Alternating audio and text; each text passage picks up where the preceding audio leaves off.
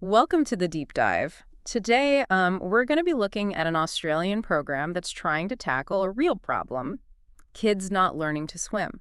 It's an important issue for sure. You sent us an academic paper about a community partnership in Gippsland, Victoria. Ah, yes.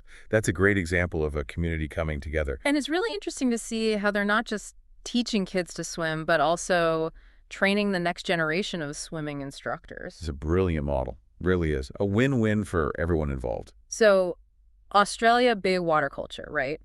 But this paper suggests that fewer kids are learning to swim these days. Why is that? Well, there are a few factors at play. Okay. Financial hardship's a big one.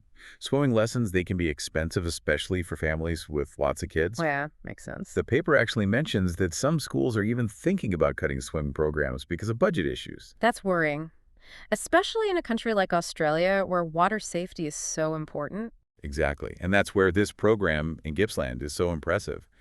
They found a way to address this need by using existing resources and working together as a community. Okay, so tell me more about this program.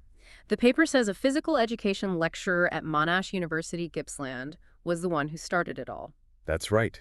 This lecturer saw firsthand that there weren't enough opportunities for kids to learn to swim, especially those from disadvantaged backgrounds, and they decided to do something about it. So they were the driving force. They were a real leader. Inspiring. To bring all those partners together must have been, well, quite a challenge. You're absolutely right.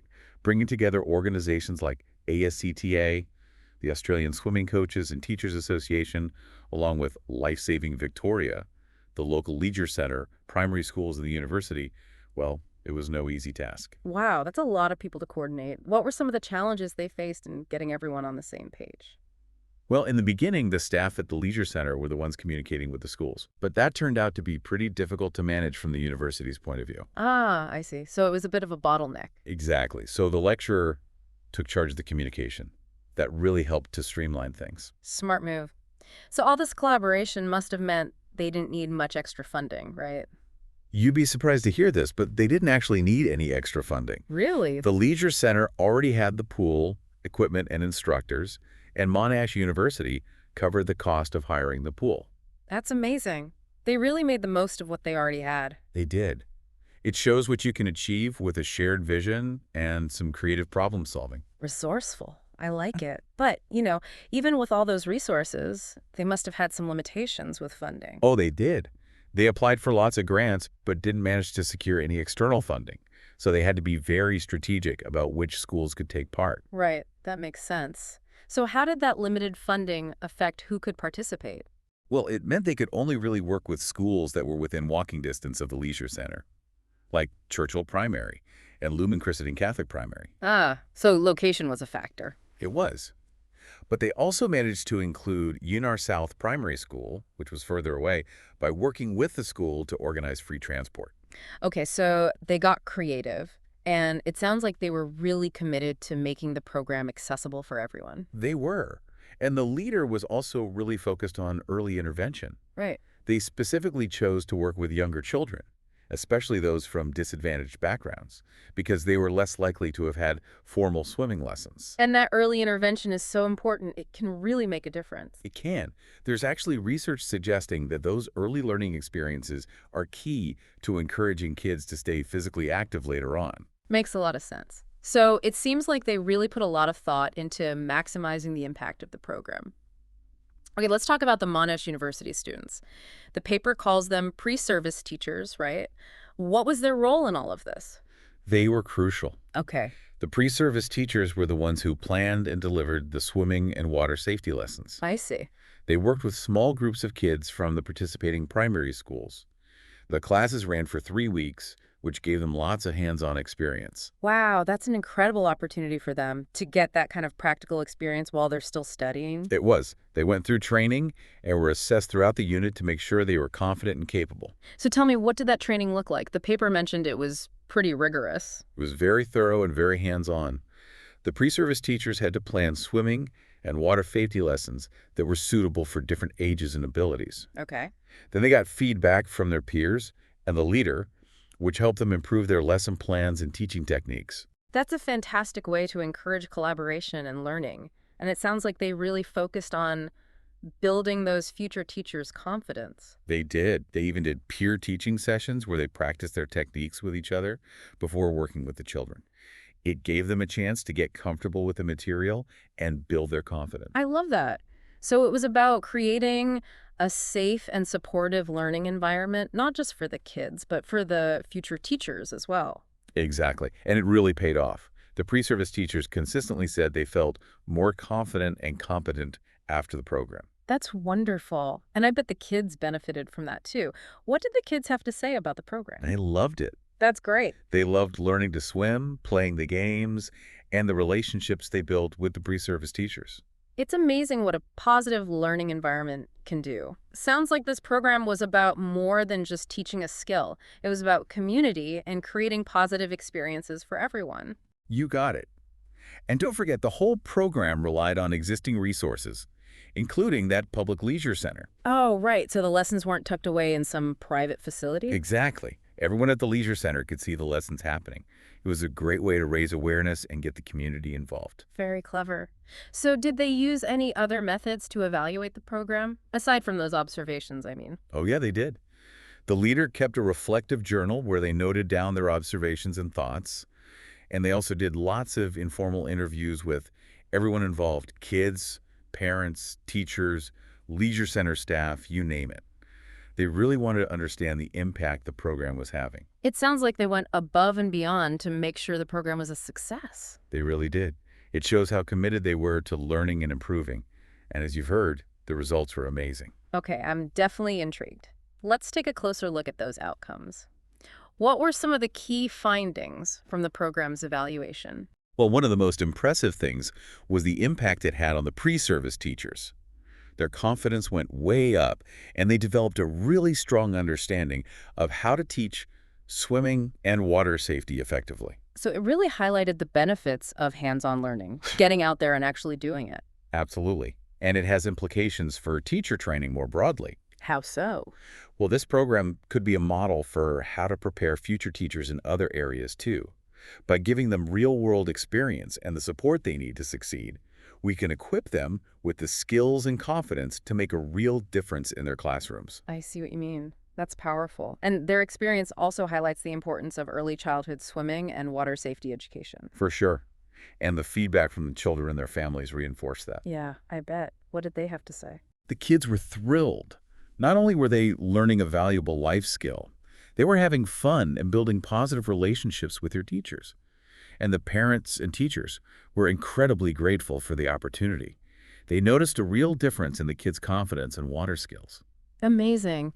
It sounds like the program had a ripple effect, reaching beyond the children to their families and the wider community. That's exactly it. This program was about so much more than just teaching kids how to swim. It brought the community together, encouraged physical activity, and empowered those future educators. So inspiring. We've covered a lot of ground already, but there's still so much to unpack. There is. Let's shift gears a bit and talk about the wider implications of this program. Sounds good to me. So this program's been successful in Gippsland, but could this kind of model work in other communities? It's a great question, and the paper makes an important point that swimming and water safety just aren't given enough attention in the Australian curriculum. That's interesting. Given how much Australians love the water, you'd think it'd be a bigger priority. You think so, right? Some experts are even saying that swimming should be a much bigger part of the school curriculum, and this program in Gippsland shows how that could be done through partnerships within the community. Yeah, it's amazing how they managed to put together such a great program with limited resources, but could this model work somewhere where there aren't as many swimming facilities? That's what I'm wondering. That's a really good question, and the leader of the program did acknowledge that as a potential limitation because Yeah. having access to the leisure center was really important. So it's a great program, but it might not be a perfect fit for every community. Right, it's not a one-size-fits-all solution. You need to think carefully about the resources available and the partnerships you could build. I see, I see. This program is a great example of how collaboration can work, not just for swimming education, but for all sorts of things, right? Absolutely. It shows what you can achieve when you think creatively and work together to address community needs. And it also shows how important it is to have passionate individuals who are willing to step up and make things happen. This lecturer saw a problem and they actually did something about it. That's so true. Their commitment was incredible.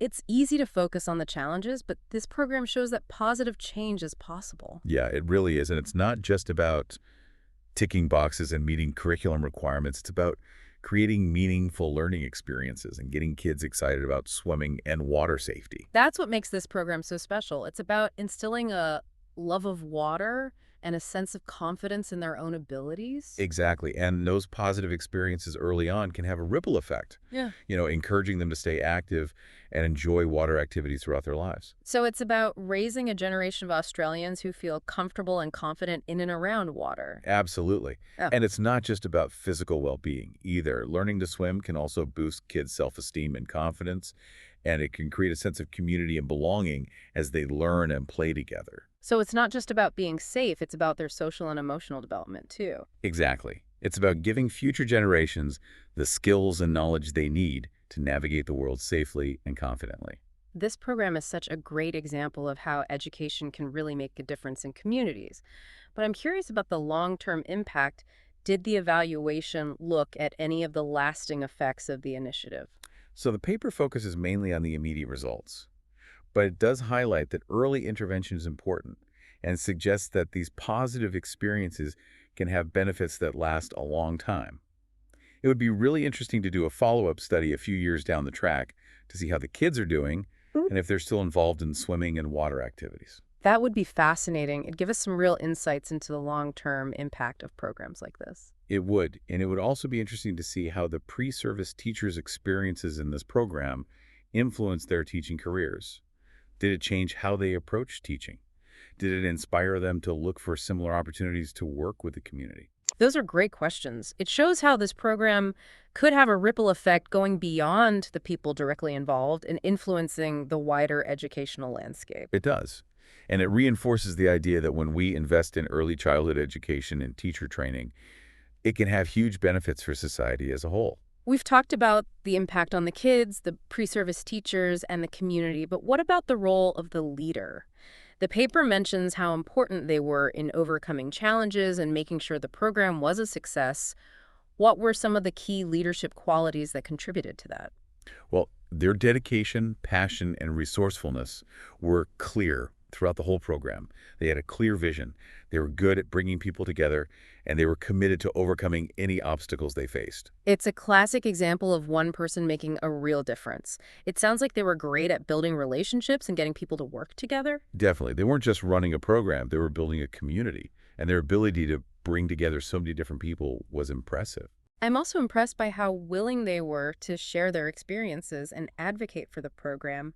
The paper mentions that they presented their findings at conferences and in academic publications. That's such an important point. They understood that sharing their knowledge was important by documenting their experiences and sharing what they learned. They created a valuable resource for others who want to try similar initiatives. It reminds us that we can all contribute to a better world by sharing our knowledge and inspiring others. And it's about recognizing that we don't have all the answers. This program wasn't perfect. They faced challenges, they made adjustments, they learned along the way. And by sharing those lessons learned, they're helping others navigate the complexities of community-based initiatives. Okay, so we've explored the program's impact, the potential for doing it in other places, and the leader's role, but what does all this tell us about swimming education in Australia more broadly? I think it highlights that we need a more comprehensive and equitable approach to swimming and water safety education. We need to make sure that all children, no matter their background or financial situation, have the chance to learn to swim and be safe around water. It's an investment in their future, and it could even save lives. Exactly. And this program shows that it can be done through community collaboration and creative approaches to education. And it challenges the idea that we need tons of funding or fancy facilities to do it. They did amazing things with limited resources just by using what they had and building strong partnerships. That's right. Sometimes the solutions are right in front of us, just waiting to be discovered. It's about looking beyond the limitations and focusing on what's possible. Exactly. And this program shows what human ingenuity and community-driven initiatives can achieve. This has been such an inspiring and insightful deep dive. I feel like we've just scratched the surface. I agree, there's so much more to explore. I'm curious about the pre-service teachers. Did they gain anything beyond just teaching skills? Any personal takeaways? That's a great question. The paper talks about how their confidence grew but it doesn't go into too much detail about their personal transformations. But the way the program was structured, it naturally fostered a sense of social responsibility in those future educators. That's fascinating. So it wasn't just about the technical skills, it was about shaping their values and helping them understand their role in the community. Right, by working with children from different backgrounds and seeing the impact of their work firsthand, they gained a much deeper understanding of how education can change lives. They weren't just teaching swimming, they were helping to create a more equitable and inclusive society. It makes you wonder if that experience might have influenced their career choices or how they approach teaching in the long run. Absolutely. It could have inspired them to work with disadvantaged communities or to incorporate community-based projects into their own classrooms. I love that idea. It shows how these kinds of programs can have a ripple effect that lasts long after they're over affecting not only the people involved, but the whole educational landscape. It's about planting seeds that can grow into something truly amazing. This impact on the pre-service teachers makes me think about something else. The paper mentions that they were responsible for planning and delivering the swimming lessons. What were some of the methods and strategies they used? The paper highlights how important it is to adapt the lessons to individual needs and to create a positive and supportive learning environment. It mentions that they used games, songs, and visual aids to make learning fun and engaging. Makes sense. Especially when you're working with little kids, you've got to keep it fun. Exactly. And it shows the importance of good teacher training. This program gave those pre-service teachers the skills and knowledge to create effective and engaging learning experiences. And there's no substitute for hands-on experience. You can't learn everything from a textbook. You really have to get out there and do it to develop your skills as a teacher. You're so right.